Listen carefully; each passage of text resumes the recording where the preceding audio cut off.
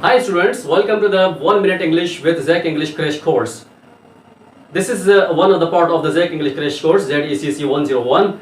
And in this part, we will learn about the short phrases, the short sentences, the short clauses, the short pair of words, the correct usages of appropriate prepositions, the short tongue twisters which interest to the students, and many other usages which confuse the students in various fields, in various patterns. For example, if a student doesn't know how to use one word as a singular and the same word is used as a plural, how does that work?